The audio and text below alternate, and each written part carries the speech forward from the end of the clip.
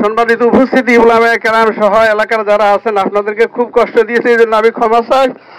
মুফতি সাহেব যা রাখি গেছে, যদি আপনারা ধরে রাখেন, আমাদের পরকাল আছে, সবার সামনে আসতেছে। আমরা যদি পরকালের তৈরি নিতে পারি, আমাদের দুনিয়া আখিরাতে কামিয়াবি হবে। এই জন্য উনার সাথে উনি চলাফেরা, উঠা বসা, কাজ কারবারে আপনাদের সাথে যা করেছে, আল্লাহ বাস্তে উনাকে মাফ করে দিব। আমি আপনাদের কাছে মাফ চাইতেছি। আর উনার ছেলে মেয়ে ছিল, আল্লাহ 6 জন ছেলে, এদেরকে আল্লাহর সাফার আল্লাহ যেন এদেরকে মানুষ করে, ভবিষ্যতে যেন এই দেশের খেদমত করতে পারে। আমরা আপনাদের কাছে এদেরকে রাখতেছি, আমরা সুনজর রাখবেন, দৃষ্টি রাখবেন। আল্লাহ তাআলা আপনাদেরকে হায়াতে তৈয়বা দান করে, মওতের পরে এরকম জীবন আমাদের জন্য ঘটে, আল্লাহ কবুল করে। শুরা কমিটির মাধ্যমে, আপাতত মাদ্রাসা শুরা কমিটির মাধ্যমে চলবে। আপাতত মাদ্রাসা শুরা কমিটি, যেটাকে আমরা ম্যানেজিং কমিটি হিসাবে চিনি, যেটা সবকিছুর উপরে, শুরা কমিটির মাধ্যমে চলবে। শুরার মধ্যে থাকবেন কে? হযরত মাওলানা সিদ্দিক আহমদ নোমান সাহেব, যিনি বেফাকুল মাদারিসিল আরাবিয়া নোয়াখালীর সেক্রেটারি জেনারেলের দায়িত্ব পালন করতেছেন, হুজুর থাকবেন। 2 নম্বর হাজী গোলাম জিলানী দিদার সাহেব, হাজী গোলাম জিলানী দিদার সাহেব এই কমিটিতে আছেন। আমার নামও রেখে দিয়েছেন ওনারা, মুফতি দিলাওয়ার হুসাইন। এরপরে মাওলানা রুহুল আমিন সাহেব, মাওলানা উসমান সাহেব, মাওলানা আরাফাত সাহেব, ইনারা মাদ্রাসার জন্য একজন ভারপ্রাপ্ত শিক্ষক নিয়োগ করবেন। ওই ভারপ্রাপ্ত শিক্ষক আপাতত মাদ্রাসাটা চালাবেন। হযরত মাদ্রাসা সম্মানিত মুহতামিম হযরত মাওলানা নুরুল ইসলাম সাহেব, দাওয়াত বারাকাতুহু। নাহমাদুহু ওয়া নুসাল্লি আলা রাসূলিহিল কারীম, আম্মা বা'দ। আউযু বিল্লাহি মিনাশ শাইতানির রাজীম। বিসমিল্লাহির রহমানির রহিম। লিকুল্লি উম্মাতিন আজাল, ইযা জাআ আজালুহুম লা ইস্তাখিরুনা সাআতান ওয়া লা ইস্তাকদিমুন। وقال رسول الله صلى الله عليه وسلم موت العالم موت العالم। সম্মানিত উপস্থিতি, আমরা মরহুম মুফতি আবুল বাশার সাহেবের যারা উপস্থিত হয়েছি, আপনারা সকলে জানেন, ইতিমধ্যে আলোচনা হয়ে আসছে, এই এলাকা অন্ধকার ছিল, দিন থেকে মানুষ বঞ্চিত ছিল। আল্লাহ শুকর, আল্লাহ তাআলা ওনার হাতে রসুলা, ওনার রসুলা এলাকাকে আল্লাহ তাআলা এলেমের দ্বারা, দ্বীনের দ্বারা আলোকিত করছেন। এই জন্য হাদিসে পাক আসছে, একজন আলেমের মৃত্যু মানে একটা জগতের মৃত্যু। একজন আলেমের দ্বারা জগৎ আলোকিত হয়, দেশ আলোকিত হয়। ওলামা কেরাম যেখানেই যান, যেখানে যান, ওখানে মসজিদ কায়েম করেন, মাদ্রাসা কায়েম করেন, কখনো স্কুল কলেজ কায়েম করেন। কুল্লু ইনাইন ইয়াতাশাউ বিমা ফিহ, যে পাত্রে যা আছে ওর করক খুললে ওটাই পড়বে। ওলামায়ে কেরামের কাছে আছে ইলম, ওলামায়ে কেরামের আছে দ্বীন। যাই হোক, ওনার অবদান, ওনার অক্লান্ত পরিশ্রমে এই এলাকা আলোকিত হয়েছে। আল্লাহ তাআলা ওনার মৃত্যু এই সময় নির্ধারিত করছেন, যেহেতু কোরআনে হাকিমে আল্লাহ তাআলা বলেন, লিকুল্লি উম্মাতিন আজাল, ইযা জাআ আজালুহুম লা ইস্তাখিরুনা সাআতান ওয়া লা ইস্তাকদিমুন। যার যখন মৃত্যু নির্ধারিত তখনই হবে। ওনার এই সময় নির্ধারিত ছিল। আল্লাহ তাআলা নিয়ে গেছে ওনাকে, আমাদের বয়সে আমাদের সাথে অনেক ছোট। আল্লাহ তাআলা ওনার রফে দারাজাত করুন এবং ওনার খেদমতকে আল্লাহ তাআলা কবুল করুন। ওনার এই মাদ্রাসা যেন তা কিয়ামত চালু থাকে, আমরা সকলেই দোয়া করব। আল্লাহ তাআলা আমাদের সকলকে আমল করার তৌফিক দান করুন। নসিহত পেশ করবেন আমাদের দত্তেরহাট জামিয়া মাদানিয়ার সম্মানিত মুহতামিম হযরত মাওলানা সিদ্দিক আহমদ নোমান সাহেব। নাহমাদুহু ওয়া নুসাল্লি আলা রাসূলিহিল কারীম, আম্মা বা'দ। মাউতুল আলিমি সুলমাতুন লা তুজবার, আও কামা ক্বাল। আমরা আমাদের একজন শ্রদ্ধেয় ব্যক্তিত্ব, এলাকার কৃতি সন্তান, অত্র মাদ্রাসার মুদিরে মুআসসিস, প্রতিষ্ঠাতা মুহতামিম মুফতি মাওলানা আবুল বাশার সাহেবকে ওনার ইন্তেকালের মাধ্যমে আজকে আমরা ওনাকে দাফন করে, ওনার দাফনের মাধ্যমে চির বিদায় করব। এই পর্যায়ে আমরা দোয়া করি, আল্লাহ তাআলা ওনার সকল গুনাহ মাফ করে দেয়, আমিন। আল্লাহ তাআলা ওনার দরজা বুলন্দ করে দেয়, আমিন। আল্লাহ তাআলা ওনার পরিবারের সবাইকে সবর এবং ধৈর্য ধারণ করার তৌফিক দান করেন। যারা আজকে জানাজা নামাজ পড়ার জন্য, দোয়া করার জন্য এখানে এসেছে, সবাইকে আল্লাহ তাআলা উত্তম জাযা দান করুন, আমিন। ওনার এই প্রতিষ্ঠানকে আল্লাহ তাআলা কবুল ও মঞ্জুর করুন, আমিন। মুফতি আবুল বাশার সাহেব আমার সহকর্মী, প্রায় 2 বছরের সহকর্মী। উনি 2 বছর জামাদানিয়াতে খেদমত করেছেন। ওনার অনেক ছাত্র জামাদানিয়ার আজকে এই জানাজাতে উপস্থিত আছেন। উনি একজন তেজস্বী আলেম, তীক্ষ্ণ মেধাবী আলেম, ভালো আলেম। তো ওখান থেকে সেখানে মাদ্রাসা করছেন, আমরা খুব খুশি। এই আজোপাড়া গ্রামে এই মাদ্রাসা করে মাদ্রাসাকে এই পর্যায়ে নিয়ে আসছে, এটা আমরা অত্যন্ত আনন্দিত। তো একবার এখানে আসা হয়েছে আমাদের। আল্লাহ তাআলা ওনার এই মাদ্রাসাকে, এই এলেমের বাগানকে কিয়ামত পর্যন্ত কবুল করুন। উনি কিন্তু ওনার পথ ক্লিয়ার করেছেন, এলেমের বাগান উনি প্রতিষ্ঠা করেছেন। এর থেকে যে সমস্ত আলেম বাইর হবে, যত পড়ালেখা হবে, যত কাল আল্লাহ কাল রাসূল এখানে হবে, সবটার সদকায়ে জারিয়া এবং সওয়াব তিনি কবরে বসে বসে পাবেন। আল্লাহ তাআলা ওনাকে সেই সওয়াবগুলি দান করুক। পাশাপাশি উনি এবছরের হজ করে আসছেন। আল হজ্জুল মাবরুর লাইসা লাহু জাযাউন ইল্লাল জান্নাহ। হজ্জে মাবরুর, হজ্জে মকবুলের কোনো জাযা নাই জান্নাত ছাড়া। এই জন্য আমরা এটা বলতে পারি যে তিনি জান্নাতি মেহমান। কিছু টাইমের জন্য আমাদের কাছে আসেন, একটু পরেই তিনি জান্নাতি মেহমান হয়ে যাবেন। আল্লাহ ওনাকে জান্নাতি মেহমান বানায়া দেন। আমরা যারা তার ভক্ত, অনুরক্ত, মহব্বত করি, ভালোবাসি, অনেকের বক্তব্যে বোঝা গেছে, উপস্থিতির দ্বারা বোঝা যাচ্ছে তাদের দায়িত্ব কর্তব্য তিনি যে আমানত আমাদের সামনে রেখে যাচ্ছেন, এই আমানতকে এগিয়ে নিয়ে যাওয়া, এটাকে সঠিকভাবে পরিচালনা করা, এটার প্রতি সহযোগিতার হাত বৃদ্ধি করা। আল্লাহ তাআলা এলাকাবাসী সহকারে ওনার সকল মুহিব্বিনকে, মুসাইদিনকে, এই প্রতিষ্ঠানকে এগিয়ে নিয়ে যাওয়ার কাজে সহযোগিতা করার তৌফিক দান করুক। ওয়া আখিরু দাওয়ানা আলহামদুলিল্লাহি রাব্বিল আলামিন। এই পর্যায়ে ওনার স্মৃতিচারণ করবেন জামিয়া ইসলামিয়া মাইজির সম্মানিত মুহাদ্দিস জনাব মহিউদ্দিন হাতিবি সাহেব, জনাব মাওলানা মহিউদ্দিন হাতিবি সাহেব, আমাদের মুফতি সাহেব হুজুরের সাথী। যাই হোক, উনি আসক। এবার যে সংক্ষেপে 1 মিনিটে আলোচনা করবেন আমাদের এই এলাকারই ওলামা পরিষদের সাথে তেনার খুবই সম্পর্ক ছিল, ওলামা পরিষদের সভাপতি মাওলানা নুরুজ্জামান সাহেব। আসসালামু আলাইকুম রহমতুল্লাহ। আমরা আজকে মুফতি সাহেব হুজুরকে হারিয়ে খুবই ভারাক্রান্ত হৃদয়ে আমরা শোক প্রকাশ করছি নবগ্রাম ওলামা পরিষদের পক্ষ থেকে। আসলে মুফতি সাহেব হুজুর চলে গেছেন যেন আমাদের ওলামা পরিষদের একটা হাত ভেঙে গেছে। আমরা মানসিকভাবে খুবই দুর্বল হয়ে গেছি। আমি হযরতকে আমাদের নবগ্রাম ওলামা পরিষদের পক্ষ থেকে এই ত্রাণ বিতরণের সময় একটা কথা বলেছিলাম, হযরত আমরা তো নবগ্রাম ওলামা পরিষদের পক্ষ থেকে ত্রাণ নিয়ে দিক দিগন্ত থেকে ছুটে যাচ্ছি। তিনি আমাকে উত্তর দিলেন, আপনারা যেদিকে পারেন, যে অসহায় মানুষের সেবায় আপনারা এগিয়ে যান, আমি আমার এলাকা দেখছি। আসলে খবর নিয়ে দেখছি এই এলাকার প্রতিটি মানুষের ঘরে ঘরে এই মুফতি আবুল বাশার সাহেব ত্রাণ পৌঁছে দিয়েছেন। তা আমাদের এই নবগ্রাম ওলামা পরিষদের পক্ষ থেকে আমি শোক প্রকাশ করছি এবং আমাদের মুরব্বীরা মঞ্চে উপস্থিত আছেন, এই জন্য আমি দীর্ঘায়িত না করে এখানে কথা শেষ করছি। ওনার জন্য দোয়া করবেন, আল্লাহ তাআলা তিনাকে মাফ করে দেন, তিনার কবরকে জান্নাতের বাগান বানিয়ে দেন। এবার যে অত্র মাদ্রাসার সম্মানিত আসাদুদের পক্ষ থেকে সংক্ষেপ আলোচনা করবেন এই মাদ্রাসার সম্মানিত শিক্ষক দীর্ঘদিনের জনাব মাওলানা রফিক সাহেব। আসসালামু আলাইকুম রহমতুল্লাহি ওয়া বারাকাতুহু। সম্মানিত উপস্থিতি কেরাম, ওনাদের অনেক কথা বলেছেন, আমি তো অনেক কথা বলার কিন্তু ব্যথার কারণে অনেক কিছু বলতে পারতেছি না। দীর্ঘদিন এখানে আমার মামা আমাকে নিয়ে আসছেন, আমি ছিলাম, এখনো আছি। আমার মামা যে প্রতিষ্ঠানের জন্য যেসবগুলো করে গেছেন এগুলো সকলের নজরে ভাসতে আছে।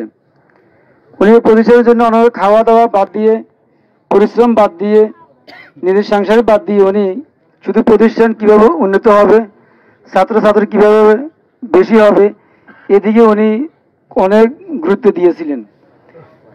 তো আল্লাহ পাক রব্বুল আলামিন ওনাকে যেগুলো কারণ বশত আল্লাহ পাক রব্বুল আলামিন দুনিয়া থেকে নিয়ে গেছেন।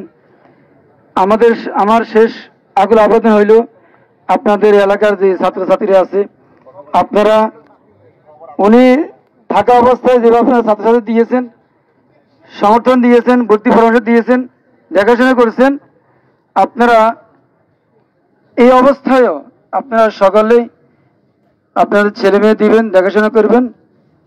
ওনাকে যদি কেউ কথাবার্তা অথবা লেনদেনে যদি কেউ কারো যদি মনে কষ্ট থাকে, আল্লাহর ওয়াস্তে ক্ষমা করে দিবেন। আর ওনার যত লেনদেনগুলো আছে আপনারা দয়া করে লেনদেন করে দিয়ে দিবেন। মানুষের সাথে সম্পর্ক রাখবেন, ছাত্রছাত্রী দিয়ে মানুষকে আলোকিত করবেন। আলহামদুলিল্লাহ।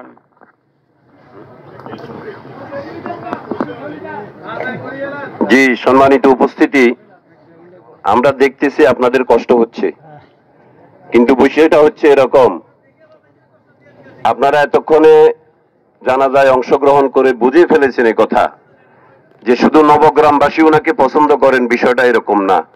নবগ্রামবাসী ওনাকে ভালোবাসেন শুধু এরকম না, দূর দূরান্ত থেকে অনেক ওলামা একরাম ওনার জানাজায় উপস্থিত হয়েছেন। আমাদেরকে আর 5-7টা মিনিট একটু সময় দেন, আমরা বুঝতে পারতেছি আপনারা যেভাবে কষ্ট পাচ্ছেন আমরাও কষ্ট পাইতেছি।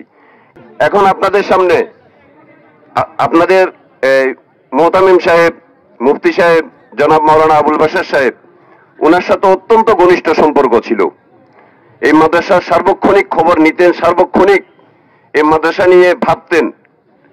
এই মাদ্রাসার একজন অন্যতম অভিভাবক জনাব গোলাম জিলানী দিদার সাহেব ঢাকা থেকে রওনা হয়েছেন। উনি 10টার সময়ও ঢাকা, 10টার সময়ও উনি ঢাকা। এতক্ষণ আমরা অপেক্ষা করতাম না, শুধু ওনার জন্য অপেক্ষা করছি।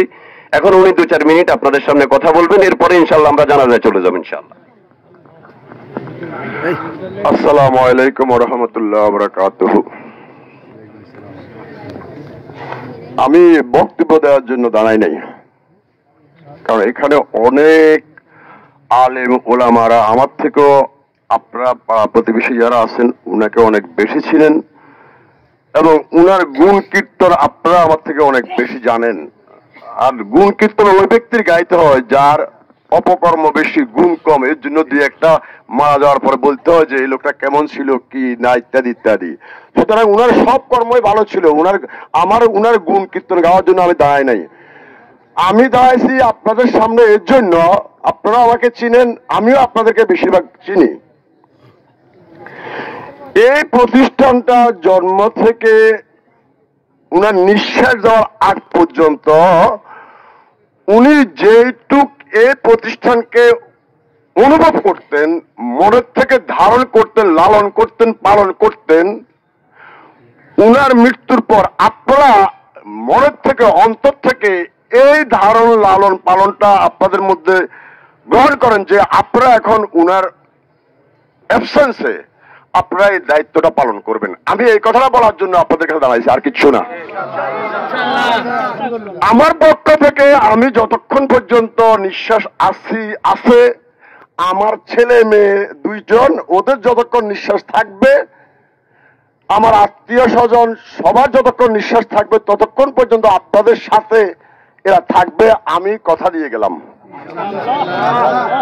একই সাথে আমি আর একটা কথা আপনার থেকে জানার জন্য এখানে জানাজা পড়তে আসা বা এই কথাটা জানার জন্য এখানে দাঁড়ানো, সেটা হলো উনাকে আমরা দাফন করার পর কিন্তু এই প্রতিষ্ঠান চলমান অবস্থায় থাকবে। সেই ক্ষেত্রে কিভাবে চালানো যাবে, কিভাবে চালানো দরকার, প্রক্রিয়াটা কি, এটা আমার জানা নাই।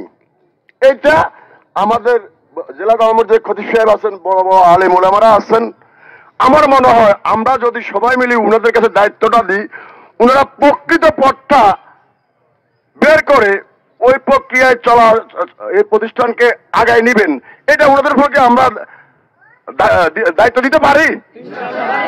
আপনারা সবাই আমার সাথে একমত তো ইনশাল্লাহ? আমরা কি চাই? আমরা চাই উনি শ্রম দিয়ে, ঘাম দিয়ে, পরিশ্রম দিয়ে, জীবন দিয়ে যে প্রতিষ্ঠানটাকে এই পর্যন্ত আনছে, এটাকে পরবর্তী প্রজন্মের জন্য, ভবিষ্যতে দুনিয়া ধ্বংস হওয়ার আগ পর্যন্ত যেন কি এর থেকে উত্তরোত্তর ভালো হয়, সে প্রক্রিয়া আমরা চাইতেছি, তাই না? এর জন্য আমি ওনাদের সবার কাছে অনুরোধ করব, আমার এই কথাটা আপনারা গ্রহণ করে উনাকে দাফন করার পর পরবর্তী প্রক্রিয়া যেন ওনাকে সুন্দরভাবে এগিয়ে নিয়ে যেতে পারে। আমরা যেন এটার সাথে যারা সম্পৃক্ত আছি সরাসরি বা ইনডাইরেক্টলি সবাই সহযোগিতা যেন নাকি আমাদের প্রতিষ্ঠানটা সামনের দিকে, আমাদের বাচ্চা কাচ্চাগুলো যেন সামনের দিকে বড় আলেম হইয়া এই প্রতিষ্ঠানের দায়িত্ব নিতে পারে। আমরা চলে গেল সিলসিলাদানকে আমাদের ছেলে পেয়ে, আপনাদের ছেলে পেয়ে দায়িত্বটা নিতে পারে, এই আপনাদের দোয়াটাই আপনাদের কাছে আমি চাই। এই বলে আমার বক্তব্য শেষ করলাম। আসসালামু আলাইকুম ওয়া রাহমাতুল্লাহ। যাই হোক, সময় শেষ। এখন ওনাদের পরিবারের পক্ষ থেকে আমাদের হযরতজির শ্বশুর এখন একটু কথা বলবেন, এরপরে ইনশাল্লাহ আমরা জানাজায় চলে যাব ইনশাল্লাহ। আসসালামু আলাইকুম ওয়া রাহমাতুল্লাহ। সম্মানিত উপস্থিতি, উলামায়ে কেরাম সহ এলাকার যারা আছেন, আপনাদেরকে খুব কষ্ট দিয়েছে, এই জন্য আমি ক্ষমা চাই। মুফতি সাহেব যা রাখি গেছে, যদি আপনারা ধরে রাখেন, আমাদের পরকাল আছে, সবার সামনে আসতেছে। আমরা যদি পরকালের তৈরি নিতে পারি, আমাদের দুনিয়া আখিরাতে কামিয়াবি হবে। এই জন্য উনার সাথে উনি চলাফেরা, উঠা বসা, কাজ কারবারে আপনাদের সাথে যা করেছে, আল্লাহ বাস্তে উনাকে মাফ করে দিবে। আমি আপনাদের কাছে মাফ চাইতেছি। আর উনার ছেলে মেয়ে ছেলে, আল্লাহ 6 জন ছেলে, এদেরকে আল্লাহর সাফার, আল্লাহ যেন এদেরকে মানুষ করে, ভবিষ্যতে যেন এই দেশের খেদমত করতে পারে। আমরা আপনাদের কাছে এদেরকে রাখতেছি, আমরা সুনজর রাখবেন, দৃষ্টি রাখবেন। আল্লাহ তাআলা আপনাদেরকে হায়াতে তৈয়বা দান করে, মওতের পরে এরকম জীবন আমাদের জন্য ঘটে, আল্লাহ কবুল করে। আসসালামু আলাইকুম ওয়া রাহমাতুল্লাহ।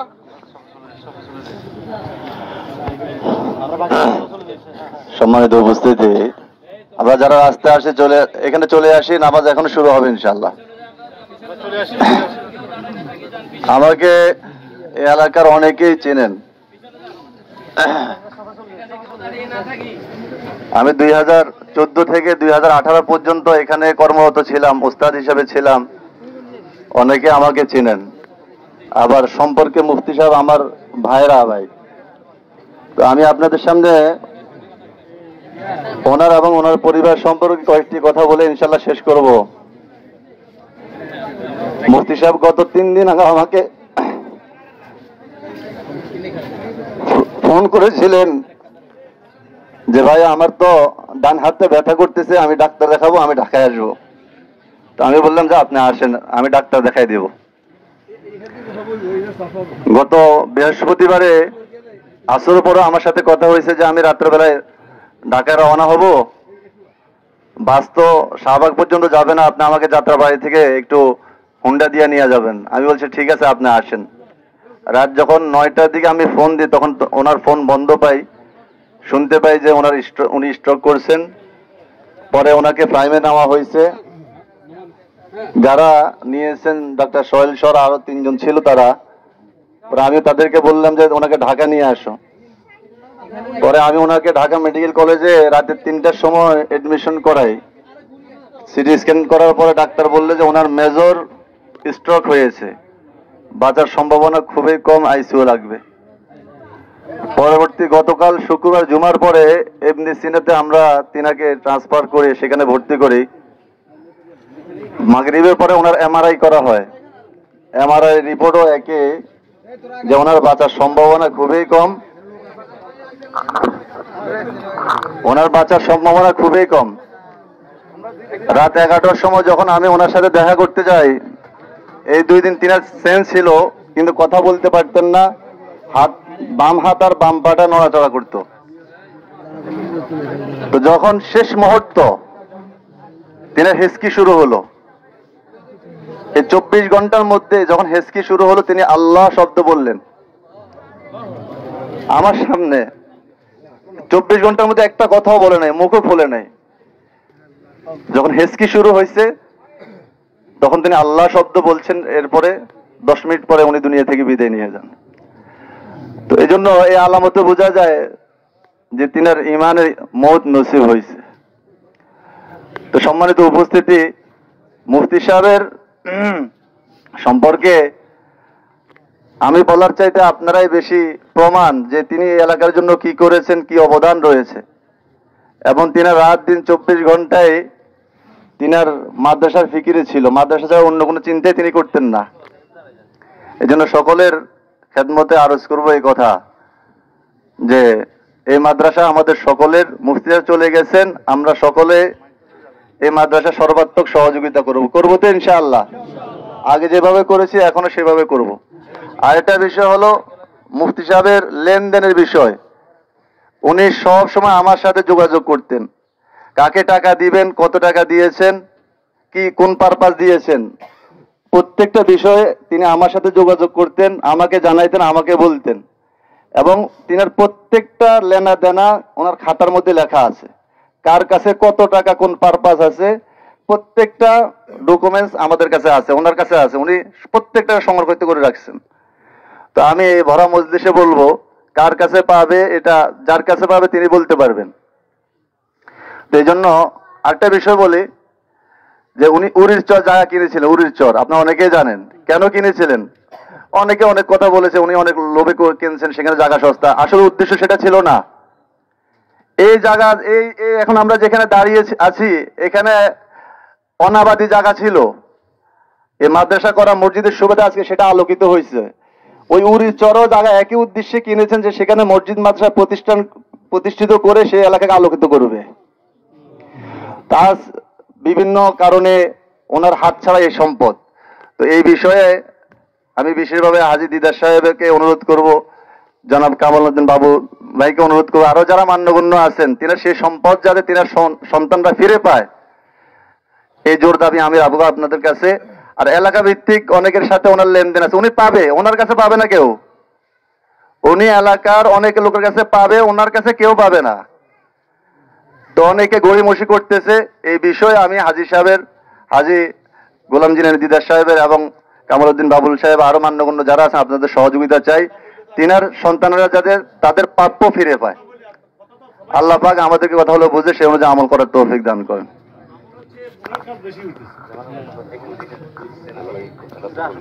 কয়েকবার একটু ইস্তিগফার পড়ি। আস্তাগফিরুল্লাহ রাব্বি মিন কুল্লি যামবিন ওয়া আতুবু ইলাইহি লা হাওলা ওয়া লা কুওয়াতা ইল্লা বিল্লাহিল আলিয়্যিল আযীম। আস্তাগফিরুল্লাহ রাব্বি মিন কুল্লি যামবিন ওয়া আতুবু ইলাইহি লা হাওলা ওয়া লা কুওয়াতা ইল্লা বিল্লাহিল আলিয়্যিল আযীম। আস্তাগফিরুল্লাহ রাব্বি মিন কুল্লি যামবিন ওয়া আতুবু ইলাইহি লা হাওলা ওয়া লা কুওয়াতা ইল্লা বিল্লাহিল আলিয়্যিল আযীম। আমি 2-1 মিনিট আপনাদেরকে একটু বিরক্ত করব, যেহেতু দায়িত্বটা আমার ঘাড়ে এসে পড়ছে। আমি বিষয়টা আমার ঘাড়ে নিতে চাইতেছিলাম না, তারপরেও পরামর্শ সাপেক্ষ দায়িত্বটা আমার ঘাড়ে পড়ছে। আমরা ইস্তেগফারের মাধ্যমে সামনের দিকে অগ্রসর হচ্ছি। যে সিদ্ধান্তটা আমরা আপনাদেরকে শোনাবো, আমরা আল্লাহর দিকে তাকিয়ে সিদ্ধান্তটাকে সকলেই মেনে নেওয়ার চেষ্টা করব। এর আগে ছোট্ট একটা কথা, সেটা হচ্ছে উনি আমার সিনিয়র ভাই। আলামিন মাদ্রাসাতে উনি আমাদের 2-3 বছর সিনিয়র ছিলেন, কিন্তু চলাফেরা আমাদের বন্ধু বান্ধবের মতোই হইতো। গত 10-12 দিন আগে এই পানির ভিতরে যখন নোয়াখালী জেলা জামে মসজিদের চারদিকে পানি, তখন এই ভাই বাবুল ভাই উনি সহ একসাথে গেছে। আমি মাত্র আধা সব মুসল্লি নিয়ে নামাজ পড়াই, জোহরের নামাজ, এরকম হয়েছে অবস্থা। মুসল্লি নাই, 20-30 জন 40 জন। হঠাৎ করে নামাজ পড়াইতে যাইতেছি, দেখলাম যে ভাই আপনি এখানে, আপনাদেরকে দেখতে আসছি। তা আমি নামাজ পড়ে সাথে সাথে এসে বললাম খাওয়া একসাথে খাবো। বললেন আমার সাথে তো লোক আছে। আমি বললাম লোক যতজন আসে সবাই নিয়ে আসেন, খাওয়া একসাথে খাবো। 10-12 দিন আগের কথা, একসাথে বসে খানা গেছি। এখন থেকে 2-2.5 মাস আগে হজের সফরে একসাথে ছিলাম। উনার সফর সঙ্গীরা হুজ্জাজ একরাম এখানে উপস্থিত, শুধু উনার জানাজাতে উনাকে শেষ বিদায় দেওয়ার জন্য আসছেন। অনেক লম্বা ইতিহাস আছে। আমার বিবাহের উকিল উনি, আমাকে বিয়ে করাইছেন উনি। এই জন্য আপনাদের সাথে যত স্মৃতি আছে, আমার সাথে ওনার স্মৃতি কম না। সেই স্মৃতিগুলির আলোকে শেষ বিদায় দেওয়ার জন্য আসছি ওনাকে। উনি চলে গেছেন। এই মাদ্রাসা এতক্ষণ আপনারা আলোচনা শুনে গেছেন, সবাই আলোচনা করতেছিলেন যে মাদ্রাসাটাকে উনি কত ভালোবাসতেন। গত বছর মাহফিল করে গেছি এখানে, এবারও বলতেছেন আপনি আপনার মতো করে আরেকজন বক্তা ঠিক করেন, দায়িত্ব আপনার কাছে। দিদার সাহেব আমাকে বলে আপনি দেখেন, আমি বলি আপনি দেখেন, আপনি দেখে এবারও বক্তা ঠিক করে তারপরে মাহফিল করবেন। এবারও আপনাদের মাহফিলের বক্তার দায়িত্ব উনি আমার ঘাড়ে দিয়ে রাখছেন। আজকে ভাই চলে যাচ্ছেন, আমরা আল্লাহ এখনো রাখছি, হতে পারে কালকে সকালবেলা আমার জানাজা হবে। মাদ্রাসা প্রতিষ্ঠা করে গেছেন। আমরা আছি, আমাদের ব্যক্তিগত স্বার্থ এটা একটা স্বার্থ, আর মাদ্রাসার স্বার্থ এটা অনেক বিশাল স্বার্থ। আমরা ব্যক্তিগত স্বার্থ না দেখে আমরা সবসময় মাদ্রাসার স্বার্থ দেখব, দিনী স্বার্থ দেখব। সে দিনী স্বার্থের আলোকে একটু আগে আমরা একটা পরামর্শের মধ্যে বসছি যে উনি তো চলে গেছেন, কোন প্রতিষ্ঠান কে চালাবে, দায়িত্ব প্রাপ্ত কোন লোক যদি না হয়, এটা হয় না। তা আমরা আপাতত একটা সিদ্ধান্ত নিছি, সেই সিদ্ধান্তটা শোনানোর জন্যই আমি আপনাদের সামনে দাঁড়াইছি। সিদ্ধান্তটা এরকম, আপাতত শুরা কমিটির মাধ্যমে, আপাতত মাদ্রাসা শুরা কমিটির মাধ্যমে চলবে।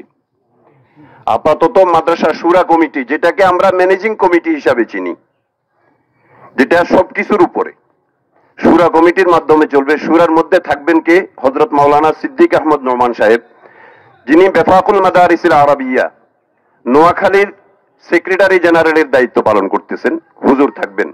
2 নম্বর হাজী গোলাম জিলানী দিদার সাহেব, হাজী গোলাম জিলানী দিদার সাহেব এই কমিটিতে আছেন। আমার নামও রেখে দিয়েছেন ওনারা, মুফতি দিলাওয়ার হুসাইন। এরপরে মাওলানা রুহুল আমিন সাহেব, মাওলানা উসমান সাহেব, মাওলানা আরাফাত সাহেব, ইনারা মাদ্রাসার জন্য একজন ভারপ্রাপ্ত শিক্ষক নিয়োগ করবেন। ওই ভারপ্রাপ্ত শিক্ষক আপাতত মাদ্রাসাটা চালাবেন।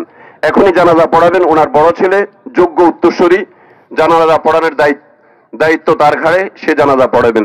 জানাজার নিয়ত আমি বলে দিচ্ছি, জানাজার নামাজ ফরজে কিফায়া, 4 তাকবীরের সাথে এই ইমামের পিছনে মাইয়িতের জন্য দোয়া করতেছি, আল্লাহু আকবার। প্রথম তাকবীর হবে, প্রথম তাকবীরের পরে সানা পড়বো, এরপরে দ্বিতীয় তাকবীর হবে, দ্বিতীয় তাকবীরের পরে দুরূদ শরীফ পড়বো, এরপরে তৃতীয় তাকবীর হবে, তৃতীয় তাকবীরের পরে যে দোয়া আছে আল্লাহুম্মা গফির লি হাইয়িনা, এই দোয়া পড়বো। এরপরে চতুর্থ তাকবীর হবে, চতুর্থ তাকবীরের পর আমরা দুই দিকে সালাম ফিরিয়ে হাত ছেড়ে দিব। এভাবে আমরা জানাজার নামাজ আদায় করি। সকলে একটু ধৈর্য ধারণ করে আমরা এখন সবাই কবরের পাশে না যাব, কবরের পাশে এখন যাব না, কারণ কবরের পাশে মাটিগুলো নরম। এখন যদি আমরা কবরের পাশে সবাই ভিড় করি তাহলে এখানে আরো বেশি মাটি ভাঙার সম্ভাবনা আছে। এই কারণে আমরা এখানে অপেক্ষা করব, ওইখানে মাটিতে রাখার পর, কবরে রাখার পরে, ফারত দেওয়ার পরে আমরা ইনশাআল্লাহ এখানে গিয়ে হযরতকে আমরা মাটি দেওয়ার চেষ্টা করব। আর আমরা যারা দূর থেকে এসেছি, আমাদের এখানে আপনাদের সকলের জন্য মেহমানদারির ব্যবস্থা আছে। আপনারা সকলে মেহমানদারি গ্রহণ করবেন নিজ দায়িত্বে, যেহেতু হযরত আমাদের মাঝ থেকে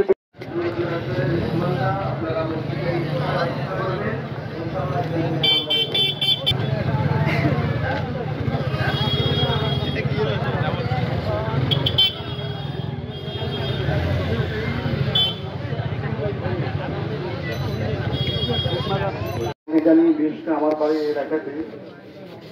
আমি ওনাকে ভালো করে চিনি, ওনার সাথে আমার বিভিন্নভাবে পরিচিত হওয়ার বা কথা বলার সময় দেওয়ার সুযোগ পেয়েছি। বিশেষ করে প্রতিষ্ঠানটা তিনি যখন করেছেন এখানে মাদ্রাসা সহ দেশের সুনাম ধন্য অনেক প্রতিষ্ঠানে খেদমত করেছেন। কেবলমাত্র এলাকার কথা চিন্তা করে উন্নত সমাজ গড়াইতে পারেন।